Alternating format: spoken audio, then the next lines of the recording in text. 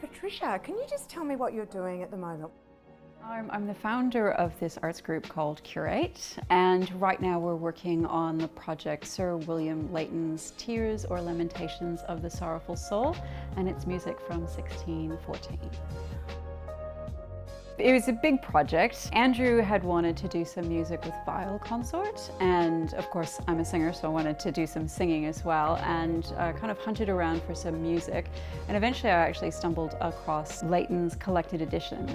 And it comprises of 55 songs, so there's about 7 or 8 songs by Leighton, but then there's actually quite a number of works by other great composers of the period. And so it's a really exciting project, and I sent the proposal to get some funding from the city of Subiaco. They've actually sponsored us to do a live stream of this with a small audience. So we'll be singers and instruments?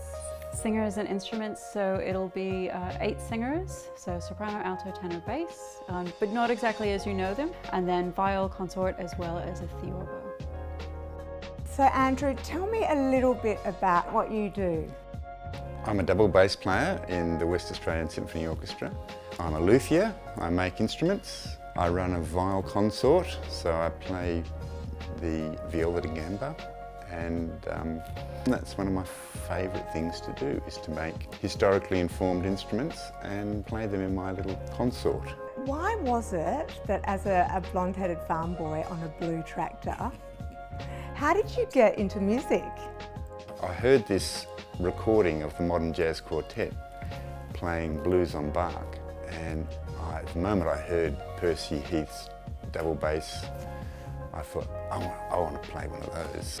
So I found myself a great double bass teacher who had this beautiful old English instrument which he wanted to sell. Offered me first dibs on his gorgeous bass, but as a student I couldn't afford it.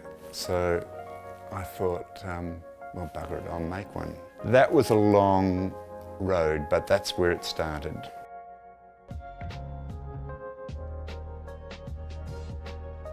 This project in Subiaco, what is it that you have done for this extraordinary online concert? Being a bass player, I'm fascinated with the bass instruments that were around at that time. There are very few large bass instruments that have survived. It just so happened that one of them turned up only a couple of years ago above a fireplace in Melbourne. When I heard about this, I thought, that's a perfect instrument for the repertoire that we're doing. So I whipped this up for the project, and as you can see, it's just like a signature of the original maker.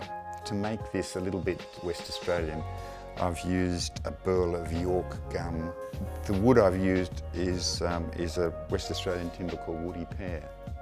I've used a leaf and some gum nuts from a lemon-scented gum, and some little flowers which are Geraldton wax. So it's got a West Australian flavour. It fits into the viol consort beautifully. Right now, this move back towards grassroots and supporting each other, I think it's massively important. The program for the West Australian Symphony next year is primarily built around local artists. I think it's going to open a lot of people's eyes to the talent that we've got here.